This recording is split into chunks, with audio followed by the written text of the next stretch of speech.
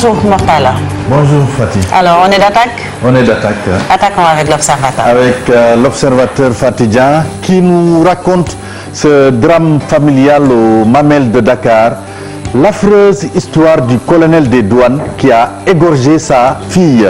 Sa réaction après avoir commis l'irréparable, ses premières confidences aux gendarmes.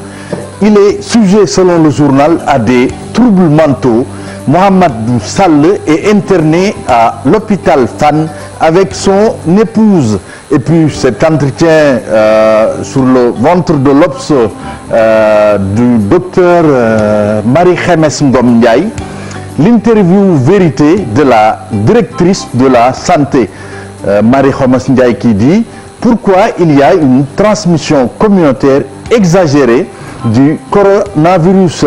Des produits traditionnels sénégalais contenant de l'artémisia sont testés en même temps que le Covid organique.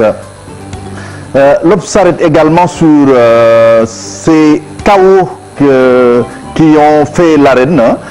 Lutte avec frappe, l'arène raconte ces chaos. Bismindoy, Elton, Boy Kairé.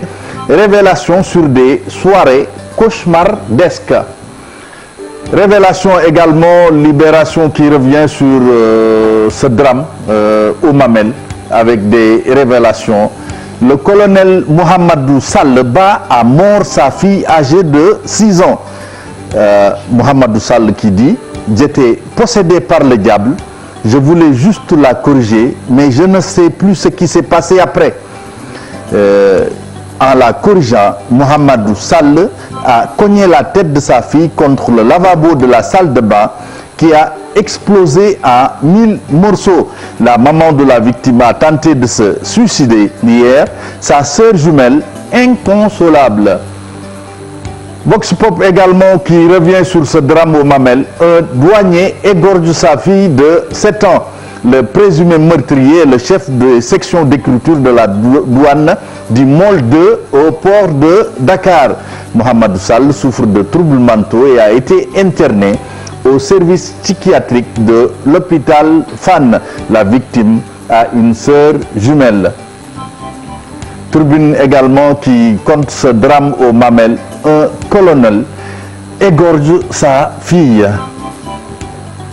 Les Échos qui revient sur cette affaire de corruption dans la magistrature pour donner un peu la parole à Alundo, ancien procureur près la crise sur la justice.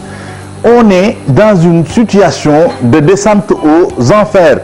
90% des magistrats ne font pas confiance au Conseil supérieur de la magistrature. J'ai l'impression qu'on a une autre justice que celle qu'on avait l'habitude de voir. Et puis, sur le bandeau de Les Échos, Covid-19, Gorée enregistre son premier cas et ferme ses portes aux visiteurs. Le Témoin qui revient également sur cette affaire de corruption chez les disciples de Thémis pour nous dire, magistrats, le mythe s'effondre de l'affaire Momar War Sek à la polémique entre les juges Ousmane Kane et Yaya Abdoul Dia. Elles sont nombreuses les casseroles que traînent les magistrats et qui écornent malheureusement l'image de ce prestigieux corps. Crise au sein de la magistrature, enquête dévoile les dessous d'une guerre. Un magistrat sur la crise, c'était désespérément prévisible. La loi sur la retraite des magistrats, la racine du mal. Bon, le quotidien qui revient un peu sur une autre pandémie, mais le quotidien l'appelle pandémie foncière. 800 000 hectares en contentieux. Et puis cette bonne nouvelle pour freiner la propagation du Covid-19, le quotidien nous dit qu'il y a une légère baisse.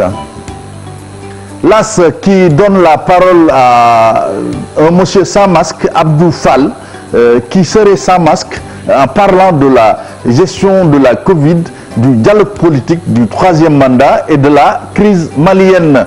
Et puis cette guerre, cette sale guerre des livres après les livres de Sonko, Latif Coulibaly, Thierno Alassane Sall, Pape Alé Niang, Alioune Fall, la liste n'est pas exhaustive. Les journaux sportifs qui reviennent toujours sur cette fin de saison avec la finale de la Ligue des Champions. En parlant de l'équipe type de la saison, Bayern 4 joueurs, Paris Saint-Germain 4. Naples toujours avec l'accord supposé pour Koulibaly. Le président de Naples, De Laurentiis, attendrait plus de City. Stade qui revient sur une question critiquée et reléguée au second plan. Gana doit-il rester au PSG? Le souci de Malik Daf, c'est que Gana ne doit pas rester au PSG. Badara Sarr, Gana n'est pas dans les bonnes grâces de Leonardo. Et puis le journal qui nous apprend que les 262 milliards de Neymar et Mbappé n'ont pas suffi. Tourelle, Messi est le bienvenu à Paris. Et puis, Sunulamb pour terminer, Modou Lo chicoté, Yekini détrôné, Tyson humilié. Que reste-t-il à Balla Gaye 2? Que reste-t-il à Balla Gaye 2? Modou Fall. C'est un grand spécialiste de la lutte. Peut-être terrasser Gris Bordeaux, et puis se refaire une santé.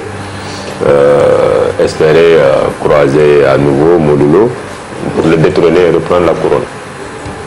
Je pense que c'est une bonne réponse. Ouais, c'est une très bonne réponse. Voilà. Merci beaucoup, Mortala, pour cette revue des titres. On passe à présent à la pensée du jour. Oui, ce ne sera pas difficile comme l'autre jour, je pense. Le soleil qui brille n'ignore pas un village parce qu'il est petit.